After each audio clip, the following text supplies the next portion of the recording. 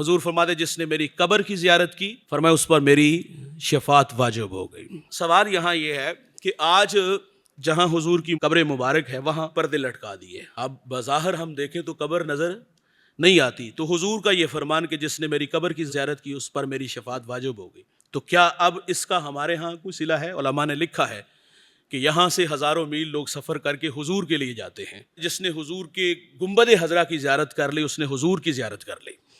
वादा है उसके लिए कि उसको अल्लाह जन्नत अता फरमाएगा। यहाँ मैं एक अर्ज़ करता चलूँ यार, जो हुजूर की कब्र की ज़ियारत करे उसके लिए जन्नत का वादा है, और जो हुजूर के पहलू में दो हुजूर के महबूब दोस्त हैं जिन्होंने जागते हुए देखा और मज़ार में भी हुजूर के साथ हैं, उनकी अज़मत का आलिम क्या होगा।